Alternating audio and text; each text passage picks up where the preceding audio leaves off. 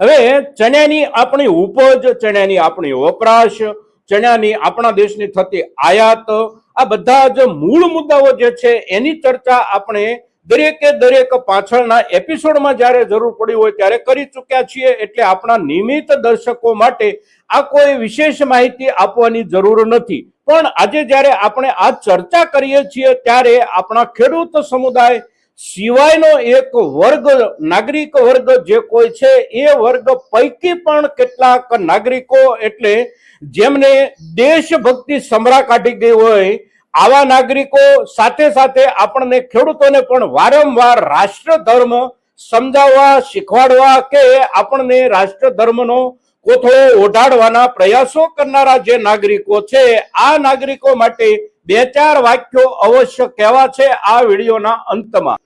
ખેડૂત ભાઈઓ, આજના એપિસોડમાં, આજના વિડીયોમાં આપણે વાત કરીશું આપણી ઉપજ ચણાની. હવે ચણાની ઉપજ આ વર્ષે આપણે જોઈએ તો સિઝનની શરૂઆતથી જ એકંદર બહુ નીચા ભાવના લેવલથી આપણા ચણા વેચાઈ રહ્યા છે અને હજી એકંદર આપણે જોઈએ તો સ્થિતિ એવી જ છે. ખાસ કોઈ સુધારો આપણને નથી જોવા મળ્યો. પણ અત્યારે હવે જે કાંઈ વૈશ્વિક વાતાવરણ બદલાયું છે અને બદલાયેલા વૈશ્વિક વાતાવરણની અસર, એટલે આપણા દેશની અંદર આયાતી ચીજ વસ્તુઓ જે કાંઈ હોય, પછી એ આપણી ખેત પેદાશો હોય કે બાકીની કોઈ પણ ચીજ વસ્તુ હોય, એની આયાતનો જે ખર્ચ વધ્યો છે, એ વધેલા ખર્ચની અસર આપણા દેશમાં આયાતી ઉપજો જે કાંઈ છે એ પૈકી 2 મુખ્ય ઉપજો ઉપર સૌથી વધારે થઈ શકે છે અને એની શરૂઆત થઈ ગઈ છે. એમાં પ્રથમ ક્રમે છે તેલીબિયા ઉપજો આપણી અને બીજા ક્રમે છે કઠોળ ઉપજો. હવે કઠોળ ઉપજોમાં પણ ચણા જે છે એ સૌથી અગ્રતા ક્રમનો ઉપજનો હિસ્સો છે, કારણ કે બાકીના દરેક કઠોળની સરખામણીમાં ચણાની સૌથી વધારે વપરાશ થાય છે અને આપણું જે રાષ્ટ્રીય ઉત્પાદન છે એ ઉત્પાદન અને આપણી વપરાશની વચ્ચે ખૂબ મોટું અંતર છે અને એ અંતરને પૂરવા માટે બીજા દેશોમાંથી આયાત થતા ચણા આપણા માર્કેટમાં કાયમ માટે વેચાતા રહે છે અને એની અસર નીચે આપણા પોતે ઉગાડેલા કે આપણા દેશના ખેડૂતોએ ઉપજાવેલા ચણાના ભાવ દબાયેલા જ હોય છે મોટા ભાગે. ને આ વર્ષે વધારે દબાયેલા હતા, પણ હવે પરિસ્થિતિ બદલાઈ શકે છે અને બદલાવાની જે કાંઈ શરૂઆત થઈ ગઈ છે એ કેવા રૂપમાં શરૂઆત થઈ છે અને પરિસ્થિતિ કેટલી બદલાઈ શકે, ભાવોમાં કેટલો ફેરફાર આવી શકે, આ મુદ્દાની ચર્ચા એટલે આજની આપણી ચણા ઉપજ સંબંધિત મુખ્ય ચર્ચા. મિત્રો, તો આજના એપિસોડમાં, આજના વિડીયોમાં આપ સૌ દર્શક મિત્રો અવશ્ય બન્યા રહેજો.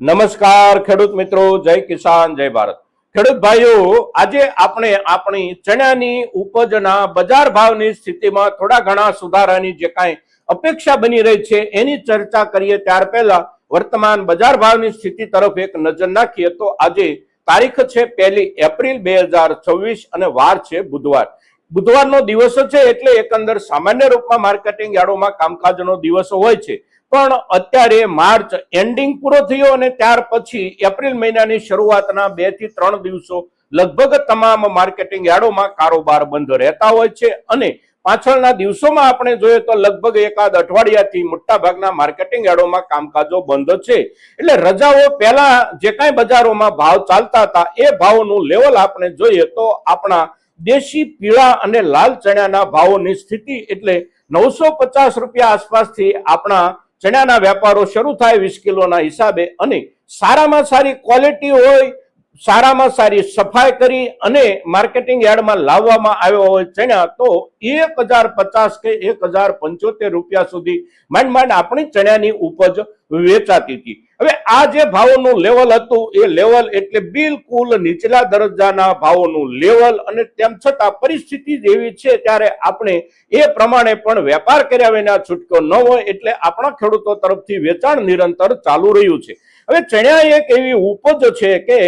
આપણા દેશની અંદર આપણે ચણાનું ઉત્પાદન જે કાંઈ કરીએ છીએ એ ઉત્પાદનની સામે આપણા દેશની વપરાશ જે કાંઈ છે એ બંનેની વચ્ચેનો ગેપ બહુ મોટો એટલે કે અંતર બહુ મોટું છે. મોટું અંતર હોવા છતાં પણ ચણાના ભાવ આપણને લગભગ દરેક વર્ષે કાં તો નીચલા દરજ્જે મળે ને કાં તો બિલકુલ સામાન્ય મળે, એવી જે પરિસ્થિતિ બની રહે છે એનું કારણ છે આપણા દેશની અંદર દુનિયાના બીજા દેશોમાંથી ચણાની નિરંતર અને પુષ્કળ થતી રહેતી આયાતો. કેટલાક દેશો તો એવા છે કે એમને ત્યાં ચણાનું જે કાંઈ ઉત્પાદન થતું હોય એ ઉત્પાદનનો 95% જેટલો હિસ્સો એ લોકો આપણને વેચે છે. અને એવા દેશો એટલે ઓસ્ટ્રેલિયા અને આફ્રિકાના કેટલાક દેશો, એમને ત્યાં ચણાનું જે કાંઈ ઉત્પાદન થાય છે એમાંથી એમની કોઈ વપરાશ નથી. એ પોતાના તમામે તમામ ચણા આપણા 3-4 દેશોને વેચે છે. એમાં આપણે ભારત, પાકિસ્તાન, બાંગ્લાદેશ આવા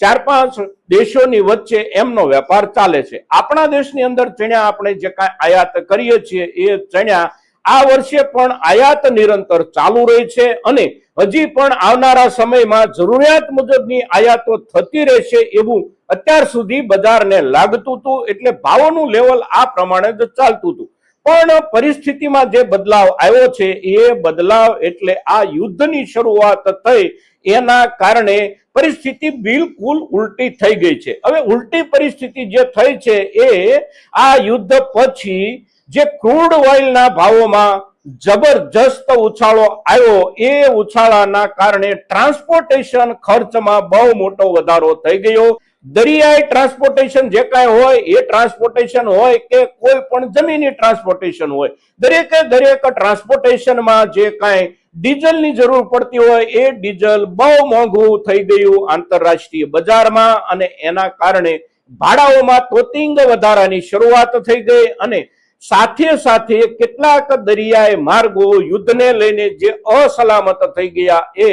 અસલામતીના કારણે કોઈ પણ માલ હેરફેર માટે જે કાંઈ જહાજોમાં ચડાવવામાં આવતો હોય આ માલ ઉપર જે વીમો લેવામાં આવતો હોય એ વીમાના પ્રીમિયમોમાં પણ મોટા પાયે વધારો થયો. એટલે આ બંને મુદ્દાઓ યુદ્ધના કારણે, સાથે સાથે આપણા દેશનું નાણું એટલે રૂપિયો અને આંતરરાષ્ટ્રીય વેપારનું વિનિમયનું નાણું એટલે અમેરિકન ડોલર, અમેરિકન ડોલરની સામે પણ આપણો રૂપિયો સતત ઘસાતો રહ્યો હતો પાછળના સમયમાં પણ. અને માર્ચ મહિનામાં પણ ઘણો બધો ઘટાડો આવી ગયો આપણા રૂપિયાના ભાવમાં. એટલે બિલો જે કાંઈ ચૂકવવાના થાય એ ચૂકવવાના થતા બિલો જ્યારે ડોલરમાં ચૂકવવાના હોય ત્યારે 2 મહિના પહેલા એમાં જેટલા રૂપિયાની જરૂર પડતી હોય એના કરતા આજે મોટા પ્રમાણમાં વધારે રૂપિયાની જરૂર પડે એવી પરિસ્થિતિ ઊભી થઈ ગઈ. એટલે 3 બાજુથી આયાતી પેદાશો જે કાંઈ છે એ આપોઆપ પડતરના હિસાબથી મોંઘી થવા માંડી. એમાં પ્રથમ મુદ્દો એટલે ટ્રાન્સપોર્ટેશનનો વધેલો ખર્ચ, બીજો મુદ્દો એટલે વીમા પ્રીમિયમનો વધેલો ખર્ચ અને ત્રીજો મુદ્દો રૂપિયાની સામે ડોલરના ભાવોની ઊંચી જતી રહેતી સપાટી. એટલે આ 3 કારણોસર આયાતી ચીજ વસ્તુઓ જે કાંઈ હોય આપણા દેશની અંદર એ ચીજ વસ્તુઓ પૈકી આપણી ખેત પેદાશની ચીજ વસ્તુઓમાં સૌથી મોખરે રહેતી ઉપજો એટલે તેલીબિયાં પાકો, અને તેલીબિયાં પાકો પછી તરત બીજા ક્રમની ઉપજ એટલે આપણા કઠોળ પાકો. એટલે આ બંને વર્ગના પાકો આપણે મોટા પાયે આયાત કરીએ છીએ આપણા દેશમાં. અને તેલીબિયાં પાકો પર જે કાંઈ અસર આવવાની શરૂ થઈ ગઈ એની ચર્ચા આપણે કરી ગયા. આજે આપણે કઠોળની જ્યારે વાત કરીએ છીએ ત્યારે એની એ જ પરિસ્થિતિ હવે કઠોળ ઉપર નિર્માણ થઈ રહી છે. અને સૌથી સીધી અને સૌથી પહેલી અસર ચણા ઉપર થઈ રહી છે, કારણ કે સૌથી વધારે આયાત કઠોળમાં કાંઈ પણ થતી હોય તો એ ચણા અને પીળા વટાણાના રૂપમાં થાય છે આપણા દેશમાં. એટલે અત્યારે ચણા પાછળના દિવસો દરમિયાન જે કાંઈ આપણા દેશમાં આવી ગયા છે અને બંદરગાહો ઉપર જે કાંઈ સ્ટોક પડ્યો છે એ બંદરગાહોના ભાવોમાં પણ વધારો થઈ ગયો છે. હવે ચણા આપણા દેશમાં બંદરગાહો ઉપર સ્ટોકના રૂપમાં જે કાંઈ પડ્યા છે એ બંદરગાહો એટલે આપણા ગુજરાતનું કંડલા પોર્ટ અને મુંબઈનું JNPT એટલે કે જવાહરલાલ નહેરુ પોર્ટ ટ્રસ્ટ, આ બંને પોર્ટ ઉપર આયાતી ચણાનો જે કાંઈ જથ્થો પડ્યો છે એ જથ્થામાં ગયા અઠવાડિયા દરમિયાન પ્રતિ ક્વિન્ટલ એટલે કે 100 કિલોએ લગભગ 125 રૂપિયાથી લઈ અને 150 રૂપિયા સુધીનો ભાવ વધારો બેસી ગયો છે. એ ભાવ વધારો જે બેઠો છે એ એટલા માટે બેઠો છે કે અત્યારે હવે જે ખેપો કાંઈ પણ આવતી હોય કે આવનારા દિવસોમાં જે કાંઈ આવવાની હોય આ દરેકે દરેક ખેપો ઉપરનો ખર્ચ મોટા પાયે વધી જવાની સંભાવનાઓ, શક્યતાઓ જ્યારે બિલકુલ પાકી અને ચોક્કસ થઈ ગઈ છે ત્યારે નવા સ્ટોક જે કાંઈ આવશે એ ખૂબ મોંઘા આવશે, એટલે અત્યારે જે સ્ટોક પડ્યો છે એના ઉપર પણ ભાવોમાં વધારાના રૂપમાં અસર બેસી ગઈ છે, અને એ બેઠેલી અસર એટલે જ્યારે માર્કેટિંગ યાર્ડો આપણા ખુલે 2 દિવસ પછી કે 3 દિવસ પછી, ત્યારે અવશ્ય બજારમાં આપણા ચણાના ભાવ ઉપર આપણને જોવા મળી શકે છે. હવે આ જે વધારો બન્યો છે પોર્ટ ઉપરના સ્ટોકના ભાવોમાં, એ વધારો એટલે 1 કિલો લગભગ 1.25 કે 1.5 રૂપિયા જેટલો વધારો થયો હોય તો 20 કિલોના હિસાબથી આપણે જોઈએ તો 25 થી 30 રૂપિયા જેટલો વધારો અવશ્ય થઈ ગયો છે. હવે એ વધારાની અસર આપણા માર્કેટિંગ યાર્ડોમાં કેટલી થાય છે એનો આધાર ખુલતા બજારોમાં આપણા તરફથી આવકો કેટલી થાય છે એના ઉપર રહી શકે. આપણા તરફથી આવકો ખુલતા બજારમાં થોડી મર્યાદિત રૂપમાં રહેશે તો ઝડપથી અસર થશે, અને પુષ્કળ પ્રમાણમાં આવકો શરૂઆતના દિવસોમાં રહે તો એની અસર થોડા લાંબા સમય પછી થાય, પણ અસર અવશ્ય થશે, કારણ કે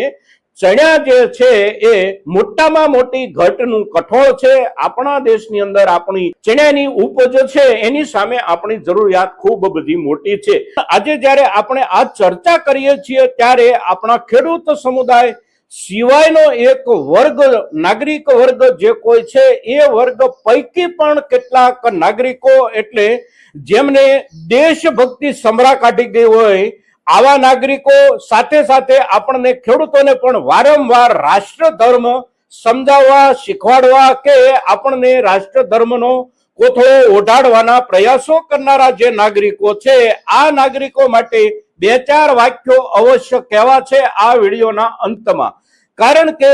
અત્યારે જે સમય છે એ સમયને દેશની આફતના સમયના રૂપમાં જોવામાં આવી રહ્યો છે, અને હકીકતમાં આ એક પ્રકારની આફત પણ અવશ્ય છે જ. હવે જ્યારે આફત હોય ત્યારે આફતમાંથી અવસર શોધવાનો પ્રયાસ કોઈ પણ કરે, દેશનો નાગરિક વ્યક્તિગત રૂપમાં કે નાગરિક સમૂહના રૂપમાં,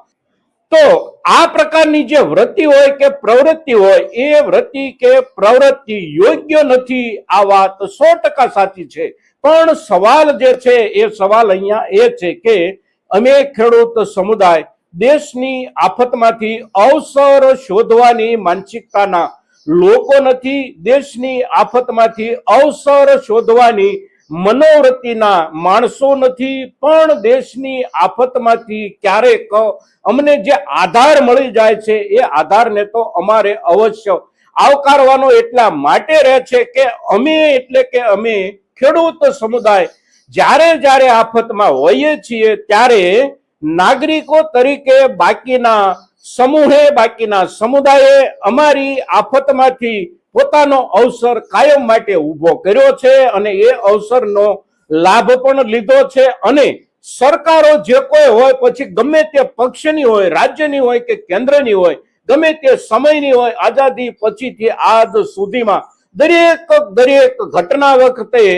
જ્યારે જ્યારે અમે આફતમાં આવ્યા હોઈએ ખેડૂતો તરીકે, ત્યારે અમારી આફતમાંથી અવસર શોધવાનો મોકો તમે ક્યારેય છોડ્યો નથી. અને તમે અમારી આફતમાંથી અવસર શોધનારા લોકો અવશ્ય એક વાતનું ધ્યાન રાખજો કે અત્યારની આ બદલાયેલી પરિસ્થિતિને દેશની આફતના રૂપમાં તમે જેમ સમજી રહ્યા હો એમ જ અમે સમજી રહ્યા છીએ, અને તેથી આ આફતમાંથી અવસર શોધવાનો અમારો કોઈ પ્રયાસ નથી, અમારી કોઈ મનોવૃત્તિ નથી, અમારી કોઈ માનસિકતા નથી, પણ અવશ્ય આફતમાંથી આધાર તો અમને મળી રહ્યો છે, અને આફતમાંથી આધાર અમને મળે એવી પરિસ્થિતિમાં અમને લાવી, અને અમને એટલે કે ખેડૂતોને લાવી અને મૂકી દેનારા જો કોઈ હોય તો તમે બૌદ્ધિક નાગરિકો અને આ દેશના સત્તાધીશો છો. મિત્રો, આજના દિવસે આપણી ચણાની ઉપજ અને ચણાની ઉપજના આયાતના વેપાર, આયાતના જથ્થા